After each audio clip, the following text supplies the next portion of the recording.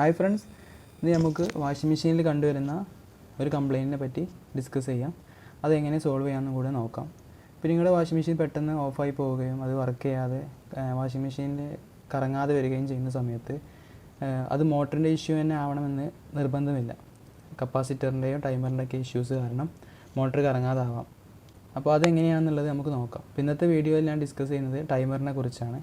ടൈമറിന് വരുന്ന കംപ്ലയിൻറ്റുകൾ എങ്ങനെയായിരിക്കുന്നു, timer complaint ആയിക്കഴിഞ്ഞാൽ നമുക്ക് എങ്ങനെ ചെക്ക് ചെയ്യാമെന്നും അതെങ്ങനെ മനസ്സിലാക്കാൻ കഴിയുമെന്നും നമുക്ക് ഈ വീഡിയോയിലൂടെ നോക്കാം.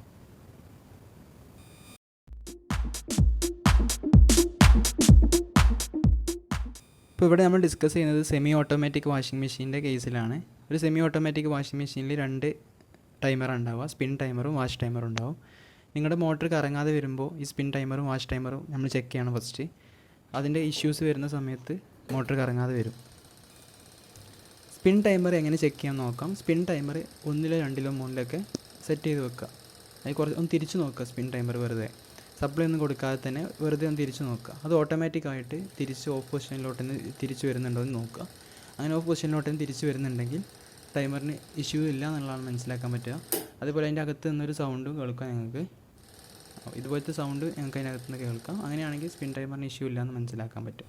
ഇപ്പോൾ ടൈമറിൻ്റെ അകത്തുനിന്ന് സൗണ്ടൊന്നും കേൾക്കുന്നില്ല, അത് ഓട്ടോമാറ്റിക്കായി ഓഫ് പൊസിഷനിലോട്ട് വരുന്നില്ല എങ്കിലൊക്കെ ടൈമറിന് ഇഷ്യൂ ആണെന്ന് മനസ്സിലാക്കാം. ഇനി വാഷ് ടൈമർ എങ്ങനെ ചെക്ക് ചെയ്യാൻ നോക്കാം. വാഷ് ടൈമർ ചെക്ക് ചെയ്യാൻ ആദ്യം നമ്മൾ സപ്ലൈ ഓൺ ചെയ്യണം. സപ്ലൈ ഓൺ ചെയ്തതിന് ശേഷം നേരത്തെ പറഞ്ഞ പോലെ തന്നെ വാഷ് ടൈമർ വെറുതെ ഒന്ന് തിരിച്ച് നോക്കുക. തിരിച്ച് നോക്കുമ്പോൾ ഓട്ടോമാറ്റിക്കായിട്ട് തിരിച്ച് നമ്മുടെ പഴയ ഓഫ് പൊസിഷനിലോട്ട് തന്നെ ഓട്ടോമാറ്റിക്കായിട്ട് വരുന്നുണ്ടോ എന്ന് ചെക്ക് ചെയ്യുക.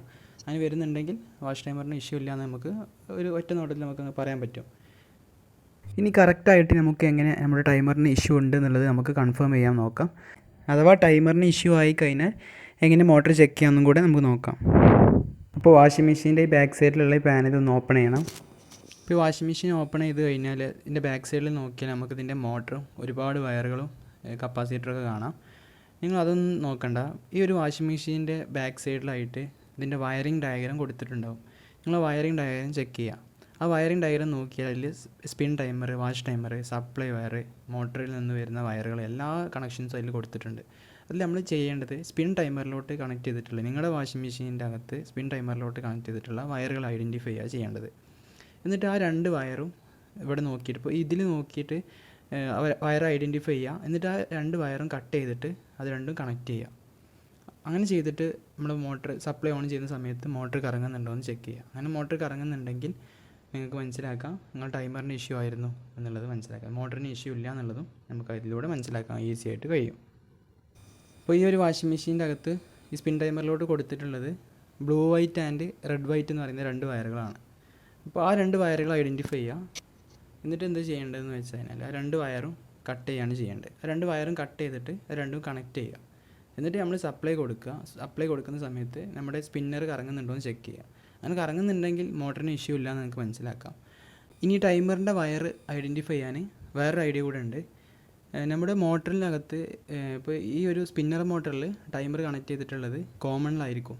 ഒരു മോട്ടർ എടുത്താൽ അതിൻ്റെ ഔട്ട്പുട്ടിൽ 3 വയറുണ്ടാവും. ഒരു auxiliary winding, running winding, common, അങ്ങനെ 3 വയറുണ്ടാവുക. അപ്പോൾ നിങ്ങൾ ചെയ്യേണ്ടത് ഇത്രേ ഉള്ളൂ. ആ ഒരു സ്പിന്നർ മോട്ടർ നോക്കിയിട്ട് ആ സ്പിന്നർ മോട്ടറിനകത്ത് ഒരു ഇൻസുലേഷൻ കവറിൻ്റെ അകത്ത് 3 വയറുകൾ കാണാം. ആ 3 വയറിൽ ഏതിൻ്റെ അക്രോസാണ് കപ്പാസിറ്റർ കണക്ട് ചെയ്തത് നോക്കുക. അപ്പോൾ ആ 2 വയറും ഒഴിവാക്കിയിട്ട് അടുത്ത വയറില്ലേ കപ്പാസിറ്റർ കണക്ട് ചെയ്യാത്തൊരു വയറുണ്ടാവും. ആ വയറിൽ നിന്നായിരിക്കും നമ്മുടെ ഈ ഒരു ടൈമറിലോട്ട് പോയിട്ടുണ്ടാവുക. അപ്പോൾ അത് വെച്ചിട്ട് നിങ്ങൾക്ക് ഈസി ആയിട്ട് ടൈമറിൻ്റെ വയർ ഏതാണെന്നുള്ള ഐഡൻറ്റിഫൈ ചെയ്യാനും എളുപ്പമായിട്ട് നിങ്ങൾക്ക് പറ്റും. എന്നിട്ട് ആ 2 വയറും കൂടെ കട്ട് ചെയ്തിട്ട് കണക്ട് ചെയ്യാണ് ചെയ്യേണ്ടത്. ഇനി വാഷ് ടൈമർ എങ്ങനെ ചെക്ക് ചെയ്യാൻ നോക്കാം. ഇപ്പോൾ വാഷ് ടൈമറിന് ഇഷ്യൂ വന്നു കഴിഞ്ഞാൽ മോട്ടറിന് കംപ്ലയിൻറ്റ് ഉണ്ടോ ഇല്ലയെന്ന് എങ്ങനെ അറിയാം നമുക്ക് നോക്കാം. ഇപ്പോൾ വാഷ് ടൈമറിൻ്റെ അകത്ത് ഇവിടെ നോക്കിയാൽ ഇപ്പോൾ ഈ ഒരു വയറിംഗ് ഡയഗ്രാം നോക്കിയാൽ തന്നെ വാഷ് ടൈമറിലോട്ട് കണക്ട് ചെയ്തിട്ടുള്ളത് വാഷ് മോട്ടറിൽ നിന്ന് വാഷ് ടൈമറിലോട്ട് കണക്ട് ചെയ്ത വയറുകൾ ഐഡൻറ്റിഫൈ ചെയ്യുക ഫസ്റ്റ്. എന്നിട്ട് ഈ ആ 2 വയറുകൾ നോക്കുക. അതേപോലെ ഈ വാഷ് ടൈമറിലോട്ട് കണക്ട് ചെയ്തിട്ടുള്ള സപ്ലൈ വയറും നോക്കുക. ഇപ്പോൾ ഇവിടെ ബ്ലൂ, പർപ്പിൾ, യെല്ലോ ഇങ്ങനെ 3 വയറാണുള്ളത്. അപ്പോൾ ഈ ബ്ലൂ, പർപ്പിൾ, യെല്ലോ വയർ ഈ 3 വയർ കണ്ടുപിടിക്കുക ചെയ്യേണ്ടത്.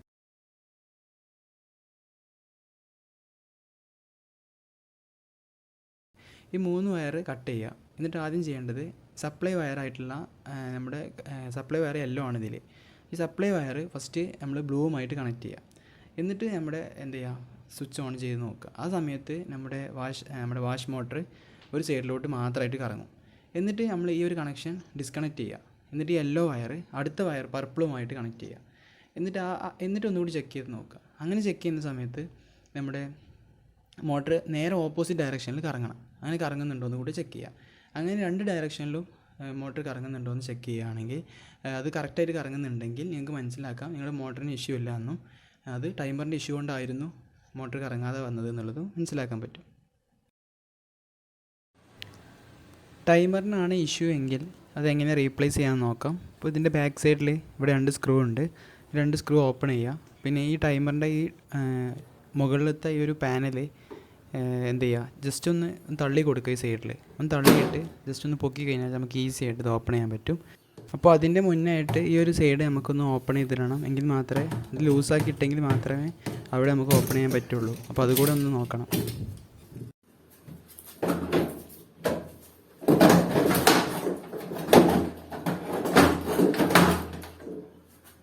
ഇതിൻ്റെ അകത്ത് നോക്കിയാൽ തന്നെ നമുക്ക് ഇതിൻ്റെ ടൈമറും കാര്യങ്ങളൊക്കെ കാണാം.